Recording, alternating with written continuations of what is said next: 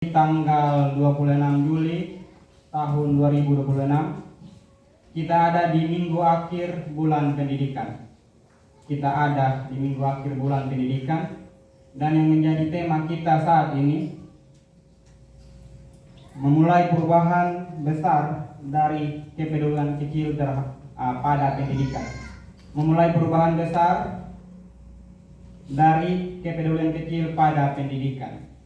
Ini tema nih, kalau kita bolak-balik dia punya makna tujuan bersama. Kepedulian kecil pada pendidikan membawa perubahan besar. Bapak Mama jemaat Tuhan yang terkasih, dari tema yang ada ini ada satu kunci yang saya catat di sini. Satu kunci yang saya garis bawahi. Ada kata kerja di situ. Kepedulian.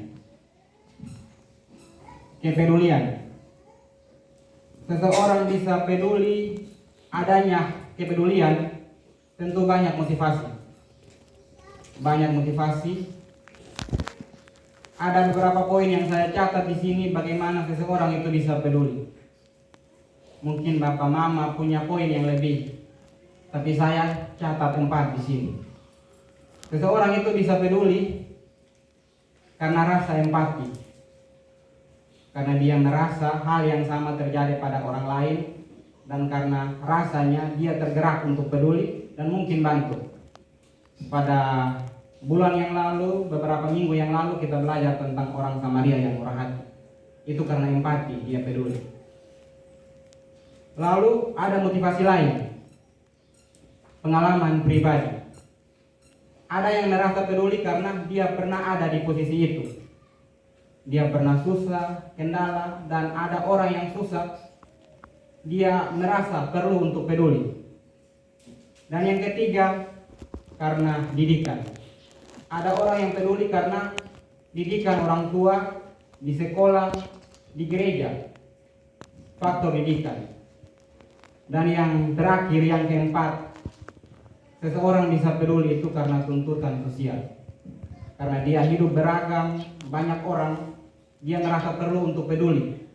Karena mungkin suatu saat dia susah, ada orang lain yang peduli. Kalau kita berbahasa sehari-hari, balas budi begitu. Bapak Mama jemaat Tuhan yang terkasih, itu motivasi secara umum. Secara umum begitu, Bapak Mama bisa cari motivasi lebih. Satu hal yang menjadi penting bagi kita orang-orang yang bersekutu saat ini, omong tentang peduli, kita harus melihat dari kacamata iman. Apa yang kita imani. Satu hal yang pasti dan penting adalah peduli atau kepedulian itu panggilan iman kita. Peduli itu panggilan iman kita. Ada banyak motivasi lain yang menjadi faktor pendukung, tapi yang paling penting sebagai orang beriman, peduli itu panggilan iman kita. Karena sebagaimana kita mengimani Kristus yang lebih dulu peduli, saat ini kita dipanggil untuk peduli. Khususnya dalam konteks bulan pendidikan, tadi tema peduli terhadap pendidikan. Peduli ini punya makna yang luas, tidak hanya pada pendidikan, pada konteks apa saja. Tergantung di mana kita ada, kita bisa menjadi orang-orang yang peduli. Bapak Mama jemaat Tuhan yang terkasih, berbicara tentang Injil Matius, kita tahu bersama dia ada di bagian awal kitab Perjanjian Baru. Dan tentu itu bukan sengaja. Bapak-bapak gereja tidak sengaja dia taruh di bagian awal. Ada maksud dan tujuan. Karena kitab Matius, Injil Matius sendiri adalah jembatan. Jembatan yang mengantar narasi Perjanjian Lama ke Perjanjian Baru. Makanya dalam Injil Matius itu kita akan temukan kutipan-kutipan dalam PL yang sangat banyak. Kira-kira 60 lebih kutipan dikutip oleh penulis Injil Matius. Bahkan di awal dari kitab pun dia jelaskan memang silsilah dari Yesus Kristus itu. Bagaimana dia menjadi jembatan antara Perjanjian Lama dan Perjanjian Baru. Penulis mau ngomong kalau Yesus yang ada sekarang ini dia juga penggenapan dari Perjanjian Lama. Yesus hadir sebagai penggenapan itu. Bapak Mama jemaat Tuhan yang terkasih, tidak hanya itu, banyak kutipan juga yang ada dalam Injil Matius. Setiap kali ada penggenapan nubuatan, ada perumpamaan, pasti di depo akhir sudah begini. Hal itu terjadi supaya genaplah firman Tuhan. Hal itu terjadi supaya genaplah firman Tuhan. Bahkan dalam bacaan tadi juga ada bilang begitu. Ini bagian dari penulis mau omong kalau Yesus yang datang hari ini nih, dengan caranya ini nih, dia nih yang digenapi. Karena tujuan kitab ini kepada mayoritas orang Yahudi, orang Kristen yang berlatar belakang Yahudi, makanya nuansa-nuansa cara menulis, bahasa yang dipakai oleh Injil Matius ini sangat hati-hati dalam menjaga rasa orang Yahudi. Bahkan kalau kita perhatikan dengan sungguh, tadi omong tentang kerajaan sorga. Padahal di Injil yang lain, 3 Injil itu dia pakai kerajaan Allah. Tapi khusus Injil Matius dia pakai kerajaan sorga. Karena orang Yahudi omong Allah itu sangat sakral begitu. Sangat hati-hati, sensitif. Makanya dia tulis ini kitab ini Injil ini dengan hati-hati karena tujuannya kepada mayoritas orang Kristen yang berlatar belakang Yahudi. Bapak Mama jemaat Tuhan yang terkasih, secara khusus konteks Matius 13. Matius 13 secara umum terisi dengan banyak perumpamaan. Dan sampai di ayatnya yang 31 yang menjadi bahan perenungan kita saat ini. Saat kita baca tadi, sekarang kita baca, kita cukup tahu sebagai manusia yang dewasa, entah itu secara biologis atau dewasa secara iman. Kita tahu dia tujuannya apa, maknanya apa, jelas sekali. Tapi dalam persiapan ada beberapa hal yang saya temukan yang menjadi bahan perenungan kita. Biji sesawi. Biji sesawi itu kalau di konteks Yahudi saat itu, dia punya pohon itu kurang lebih hampir sama dengan pohon kom. Tapi mungkin dia agak lebih pendek sedikit. Dan daunnya itu lebih banyak, lebih lebat. Dia lebih bersemak dibandingkan dengan pohon kom. Dan untuk ukuran biji sesawi bukan yang terkecil di seluruh dunia, tapi konteks saat itu kalau di konteks Yahudi dia termasuk yang dibilang kecil. Bahkan untuk peribahasa tertentu, kata-kata bijak untuk mengungkapkan sesuatu yang kecil, yang abai, mereka selalu suka pakai sesawi menjadi istilah yang cocok untuk itu. Bapak Mama jemaat Tuhan yang terkasih, biji sesawi ini apa? Di sini garis besar perikop ini mau ngomong tentang kerajaan sorga. Kerajaan sorga. Kerajaan sorga itu akan sangat sulit untuk dibahasakan dengan bahasa yang sederhana. Kenapa jadi Yesus pakai perumpamaan begitu? Dan untuk biji sesawi itu dia gambarkan dia punya diri. Latar belakang dia sebagai anak tukang kayu, yang juga kemudian dia menjadi tukang kayu itu sendiri. Asal usul bapa tidak jelas dalam pemahaman orang Yahudi saat itu, bahkan sampai sekarang. Makanya dalam narasi-narasi Alkitab yang lain itu orang suka sebutkan Yesus, ibunya Maria kita kenal. Sebutan nama dari mama itu bukan hanya narasi kosong begitu, itu bagian penghinaan. Di mana-mana kalau kita mau ngomong anak itu pasti omong ibu bapak. Bahkan dalam catatan Alkitab bangsa Yahudi, orang Israel itu orang suka omong ibu bapak, tapi hanya Yesus saja orang omong ibu mama. Karena dia pula terbelakang sampai dia ada itu dalam pemahaman orang Yahudi saat itu tidak jelas. Dia itu anak yang tidak tahu asal usul ibu bapak. Tapi secara iman kita percaya bahwa dia hadir dalam karya Roh Kudus. Bapak jemaat Tuhan yang terkasih, poin yang penting bagi kita, Yesus mau ajar bahwa dia ini biji sesawi yang tadi silsilah keluarga tidak jelas, anak tukang kayu. Dia datang untuk menghadirkan kerajaan Allah dengan cara yang sederhana. Status dia rabi, tapi untuk rabi-rabi sesamanya itu cara dia mengajar, berpelayanan itu bukan di tempat-tempat yang megah. Ada beberapa, tapi lebih banyak tuh di pinggir pantai, di kebun, tempat-tempat orang-orang sederhana ada, di bukit. Bahkan dalam perikop saat ini dia mengajar kira-kira di tepi Danau Galilea. Itu yang Yesus mau ajar bahwa biji sesawi ini dia yang kecil ini, yang tidak dianggap ini. Gambar biji sesawi ini tidak hanya menggambarkan Yesus, tapi mau menggambarkan persekutuan Yesus dan murid-muridnya pada saat itu juga. Yang mana pada Yesus sendiri, lalu dia mengajak 3 murid, kemudian menjadi 12, kemudian menjadi 70, lalu kemudian sejarah awal gereja-gereja hari Pentakosta, dia menjadi suatu persekutuan yang besar yang menyebar ke seluruh dunia. Proses tumbuh biji sesawi ini sama seperti proses tumbuhnya persekutuan dari Kristus. Sampai sekarang kita di saat ini ada sebagai gereja. Lalu ragi. Ragi ini kalau dalam budaya Yahudi ini dia tidak sama dengan kita ragi sekarang yang ada dalam bentuk butir-butir kecil, kita bilang bibit roti. Cara mereka membuat ragi itu manual. Mereka membuat adonan untuk dipanggang roti. Tapi sisa dari adonan yang paling kecil itu mereka simpan, diawetkan, di bahasa kimia fermentasi. Diawetkan, ada jamur-jamur. Yang kemudian pada saat yang berikut ketika membuat adonan, ini sisa adonan kemarin yang disimpan, yang diawetkan itu dicampur. Sehingga saat-saat di dalam itu dia membuat mengembang. Itu proses ragi.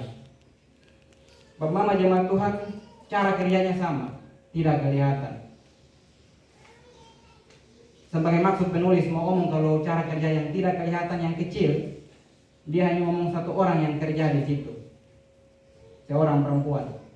Padahal kalau kita cari referensi lain untuk mau buat kue, buat adonan di tradisi Yahudi itu mesti banyak orang. Apalagi ukuran tadi itu 3 sukat itu kira-kira 30-an liter.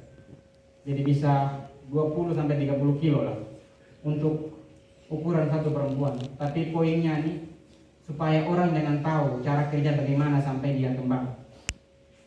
Bahkan dalam ayat yang ke-33, dan ia menceritakan perumpamaan ini juga kepada mereka, hal kerajaan surga itu seumpama ragi yang diambil seorang perempuan dan diadukan ke dalam tepung terigu. Kata dia adukan itu datang di kita terjemahan LAI, baru dia ada berubah menjadi diadukan. Dia terjemahan asli itu disembunyikan di dalam adonan. Disembunyikan. Jadi perempuan ini sengaja sembunyi begitu. Hal-hal baik, hal-hal kecil yang kita buat ini tidak perlu orang tahu begitu. Penekanan penulis mau begitu. Bapak jemaat Tuhan yang terkasih, pada akhirnya kata kunci lain yang saya temukan dalam perikop ini, kita sadar Kristus itu benih, biji sesawi, ragi, saya juga, Bapak Mama juga. Kita adalah sesawi dan ragi. Tapi yang menjadi penting dalam bacaan ini di ayat yang ke-32, memang biji itu yang paling kecil dari segala jenis benih, tetapi apabila ia sudah tumbuh, sesawi itu lebih besar daripada sayuran yang lain, bahkan menjadi pohon, sehingga burung-burung di udara datang bersarang pada cabang-cabang. Poinnya itu bukan pada ukuran kecil dan besarnya, tapi fungsi. Dia bertumbuh ketiga. Tadi, tetapi apabila ia sudah tumbuh. Hal kecil ini bukan tentang ukuran, tapi proses kecil yang terus-menerus dilakukan yang berdampak besar. Kita sadar kita benih, kita biji, kita tumbuh ketiga. Dan sebagai orang beriman, untuk menjadi tumbuh itu ada campur tangan Allah. Tadi ada orang yang menabur, Allah yang menabur. Dan mujizat Allah itu akan terjadi kalau ada orang bertekun dalam pertumbuhan ini. Di fungsi biji sesawi ini, kalau budaya saat itu tuh untuk bumbu-bumbu, minyak, dan obat-obatan. Tapi dalam catatan tadi, Yesus tidak singgung itu. Dia omong itu jadi tempat bersarang-sarang burung-burung. Memang tujuan utamanya untuk kebutuhan dapur. Tapi gereja hadir untuk orang-orang yang merasa perlu nyaman di dalam itu. Burung pasti ada kemungkinan kenapa dia hinggap, karena semak dia nyaman di bawah, dia berlindung. Gereja dipanggil untuk begitu. Yesus pun hadir di situ untuk menjadi sarana yang nyaman bagi orang-orang saat itu. Orang-orang yang diabaikan, orang-orang yang terpinggirkan. Hari ini kita gereja dipanggil. Dalam tema kita, peduli. Kita dipanggil untuk peduli. Bapak Mama jemaat Tuhan yang terkasih. Satu hal yang penting dari perikop tadi ini perumpamaan, ini refleksi bahan renungan dari Yesus sendiri. Dia lihat rutinitas petani, nelayan, perempuan di dapur, lalu dia merenung, dia ungkapkan itu dalam bentuk perumpamaan. Ini cara mendidik yang sangat sederhana. Sangat sederhana. Kita dalam dunia, kita, keluarga, dunia bergereja, masyarakat, ada baiknya juga kita meniru Yesus. Malam, kalau setelah semua pulang dari rutinitas berkumpul, mama tanya anak, ini hari kakak di sekolah bagaimana? Naik demo aman sampai di sekolah, pulang aman, simpulkan kembali. Itu kata Tuhan. Perumpamaan ini bahan renungan Yesus. Ada baiknya juga di setiap rutinitas kita jadikan itu sebagai bahan perenungan yang baik, yang mendidik. Apalagi dalam konteks kita bulan pendidikan. Cara Yesus mengajar itu tidak menggunakan bahasa-bahasa yang tinggi. Dia pakai bahasa-bahasa yang sederhana, karena memang yang mendengar pun orang-orang yang sederhana begitu. Yang latar belakangnya petani, nelayan, pedagang. Karena itu Bapak Mama jemaat Tuhan terkasih, sebagaimana Yesus, kita pun dalam setiap proses hidup kita ada baiknya kita punya ruang sendiri untuk merenung kembali karya Yesus dalam hidup kita, dan kemudian kita membagikan kepada sesama kita, baik itu dalam lingkup keluarga, sekolah, atau gereja. Omong tentang peduli ini, kalau kita orang NTT, alo ini sensitif, peduli. Kadang ada yang peduli motivasi baik. Tadi kita sudah singgung motivasi di awal. Tapi dalam kehidupan kita hari lepas hari ini, jatuhnya bukan peduli tapi kita sibuk begitu. Satu hal yang nyata, orang yang tersibuk itu motivasi hanya jelek saja. Beda dengan orang yang peduli, dia punya motivasi baik, karena diimani itu sebagai panggilan. Saat tetangga beli motor baru, kita tersibuk. Ini kira-kira cicil, kredit, pulang pun cash. Itu satu hal yang pasti. Ini peduli atau tersibuk begitu. Tetangga babi mati, kemarin diminta ini tidak kasih. Ditanya mati kok kenapa? Tanya segala macam, seolah-olah peduli, padahal tersibuk saja. Satu hal yang menjadi penting bagi kita, semua orang bisa peduli. Politisi akan lebih peduli kalau dia mau cari. Karena kepentingan orang bisa peduli. Tapi dalam pandangan iman, peduli itu panggilan sih. Dan peduli ini kita sebagai manusia, tangan kita terlalu pendek untuk merangkul. Kita juga punya kebutuhan. Saya pribadi membaca ini, merenung ini saya buat peduli apa sampai ini detik gitu. Apalagi sebagai seorang mahasiswa yang baru wisuda di tahun.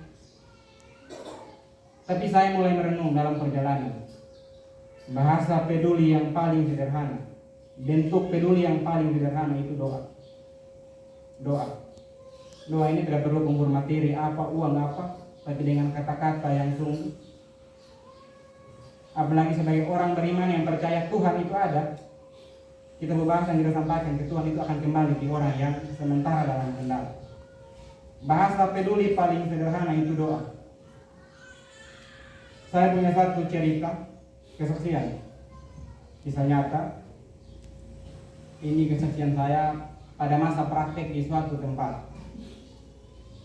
Pada suatu hari Senin, saya punya jadwal pimpin ibadah rumah tangga jam 12 siang. Ya, saya dengan mama majelis pergi, saya bawa motor. Saya tidak tahu ini tempat ibadah ini di mana, jadi sama-sama pergi. Ya, singkat cerita sampailah di tempat ibadah. Di tempat ibadah itu ada 3 rumah beton, di samping kiri kanan dan di tengah itu ada gubuk yang benar-benar gubuk. Jadi sudah, kita pergi, ada oma satu keluar janda, dia punya mata bagian kanan atau kiri itu buta. Jadi sudah, ini oma ini ada buku omong dengan mau majelis. Om pakai bahasa, jadi saya tidak mengerti, jadi ya omong pergi lah. Ada sementara omong begitu, tiba-tiba mampu kasih kesimpulan, kakak, oma tidak siap jadi kita pulang kok. Oh, saat baru mengerti, oh ternyata ini yang mau ibadah di sini. Karena saya mahasiswa, karena kepentingan tadi, mau peduli juga, saya dinilai dan tidak ada kepentingan dinilai di situ. Saya harus mengikuti apa yang diarahkan, saya ikut ini. Mau majelis mau, ini kita pulang saja. Dalam perjalanan pulang kami cerita di atas motor. Omong-omong segala macam, kami omong banyak tapi cukup internal. Dan ya sangat kasihan begitu ini Oman. Itu tadi itu dia punya rumah dan pokoknya lah saya rasa bersalah sekali kenapa sampai tidak ibadah begitu. Pada hati, mama, kita kembali ke berdoa kasih itu baik. Puji Tuhan, sang majelis ini dengan senang hati dan begitu kita kembali saya. Ya, kami kembali sampai orang pakai bahasa daerah lagi masuk itu mama tua punya rumah tuh 2 kamar saja. Di belakang bale-bale pelupuk, ada tikar, di depannya tunggu. Di depan itu ruang tamu, tanah, belakang juga tanah. Ada bangku satu, bangku kursi begini, satu bangku yang kita pakai cuci pakaian. Ada 2. Jadi sudah om pakai bahasa, mulailah saya berdoa dalam perjalanan pertengahan berdoa itu om ini menangis itu saat berdoa itu sedih, saya terpukul. Ternyata yang dia butuh ini hanya doa, rasa diterima, rasa ada orang yang lihat dia begitu. Dan puji Tuhan, akhir doa lucunya si oma ini karena orang-orang tua di sana itu dong minum laru. Jadi oma melatang laru 1 ceret, kakak minum. Hanya ya saya juga tolak. Tapi ya saya rasa bersalah begitu. Padahal dia kasih dengan tulus, dengan hati begitu. Jadi Tuhan berkati nenek lah. Ya, jadi pada akhirnya begitu. Tangan kita terlalu pendek untuk merangkul orang yang membutuhkan. Peduli kita sangat terbatas sebagai manusia, tapi kuasa doa sangat sanggup untuk merangkul, menjawab sebagai orang beriman. Bapak mama jemaat Tuhan yang terkasih, ada satu kutipan yang menutup khotbah saya oleh salah seorang biarawati, Bunda Teresa kalau kita pernah dengar. Dia bilang begini, tidak semua orang bisa melakukan hal yang besar, tapi semua orang dapat melakukan hal kecil dengan cinta yang besar. Semoga ini menjadi penuntun yang baik bagi kita. Tuhan memberkati kita dengan firman-Nya. Amin.